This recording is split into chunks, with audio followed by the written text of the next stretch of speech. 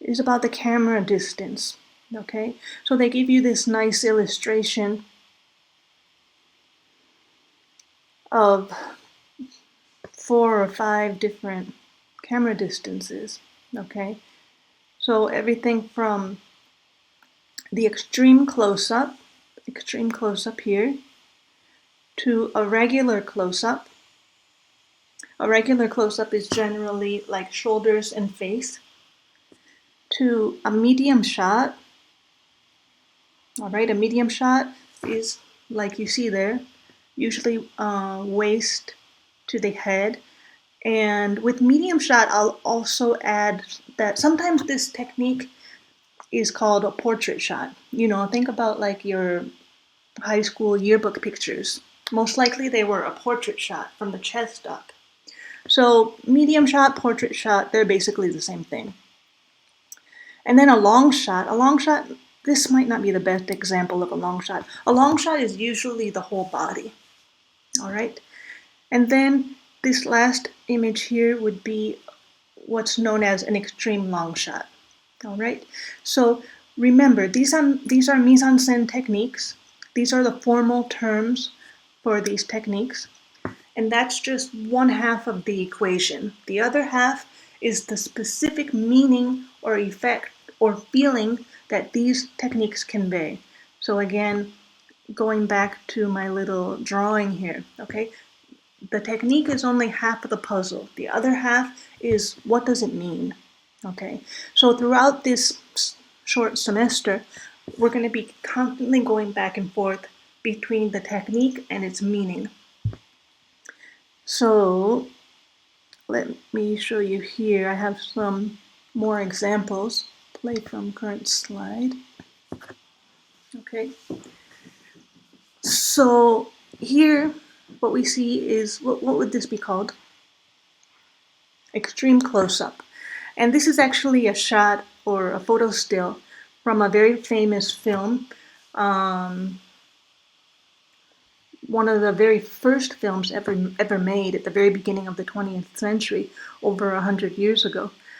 Don't be too scared. This is not a real person. You probably heard of the artist Salvador Dali. This was a film that Salvador Dali and his friend Luis Buñuel, both of them from Spain, they were making experimental film, and they were out to shock the audience. And anyway, they did this on a cow that was already dead. So don't get too scared. But so here we have an extreme close-up.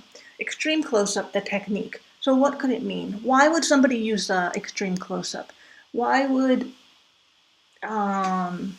what could the meaning be? Okay. What does it show us? What do you think? Well, obviously it shows us a very, very personal view of usually a body part or a face, okay? Of course, it's not that common. Extreme close-up is not used that much, okay? All right, next, what would we call this? A close-up, all right? Why would somebody use a close-up? What could the meaning be? Feelings, emotions, okay? We get a really good view of the person's face, so you can see the tiny details of their emotions and their feelings, okay? You can see their wrinkles, if they've got tears in their eyes, all right? And then here, this is a medium shot. You could also call it a portrait shot. You could also call it a two-person shot. It's important to remember, please remember this, that there's no limit to the techniques or mise-en-scène that's in a shot, okay? There are billions of mise-en-scène elements in a shot. Sometimes I have students saying, oh, is it this one or this one? It could very well be both, or many, many, okay? So here we have a medium shot, a portrait shot, a two-body shot, two-person shot, okay? And all of these, again, have meaning. So So I'm going to go back to the meaning in a moment. And then here you could say this is like a long take. All right.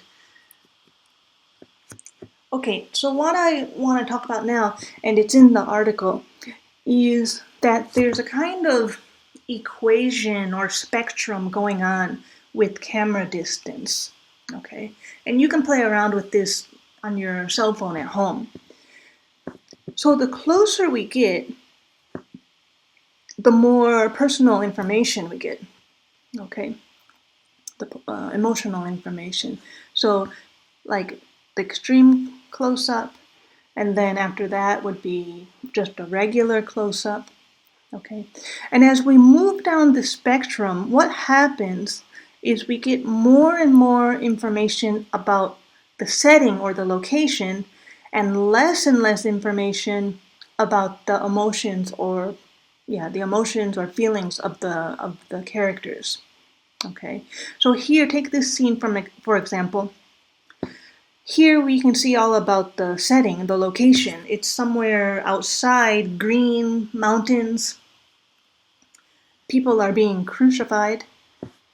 Okay, we get the whole setting there. We can see the sky. It looks like it's maybe 5 or 6 or 7 o'clock, kind of sundown. We have all this information about the location and the space.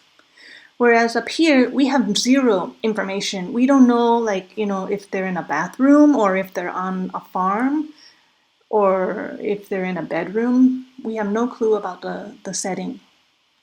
Okay, and just like down here, further away with an extreme long shot,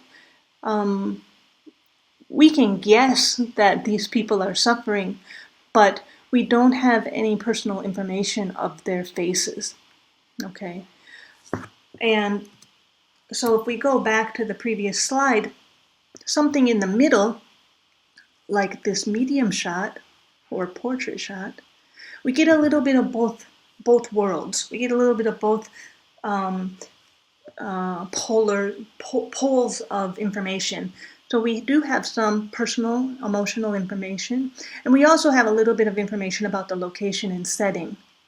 Okay, we can see there that they're maybe in a jungle or forest, something like that.